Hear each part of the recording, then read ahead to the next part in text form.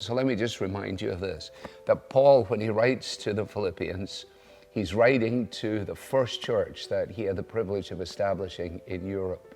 You remember in Acts chapter 16, he and the others go down to a place of prayer. There they find a group of ladies who are praying. One of them is Lydia, and Luke masterfully says that she was a worshiper of God, and the Lord opened her heart.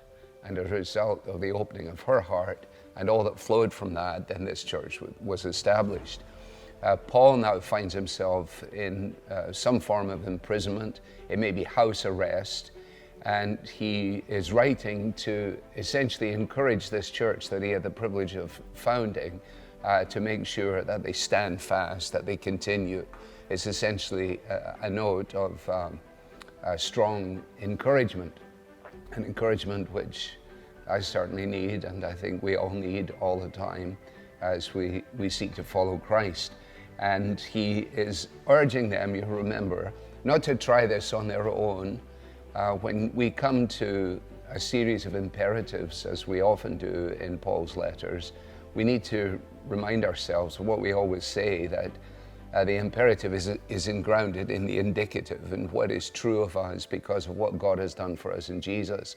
And in chapter 2, actually in chapter 1, for their encouragement, he says, and although I'm in an imprisoned situation, you need to know that what has happened to me has worked out for the furtherance of the gospel.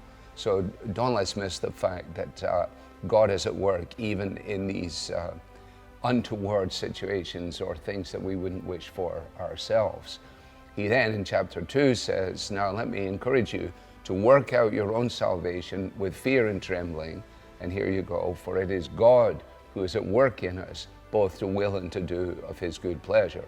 So that when we are encouraged to be certain things, as I want to point out to us now, we do so in the strength that God provides. It's the same thing that he does with Timothy, where he's urging Timothy to make sure that he's holding fast and so on.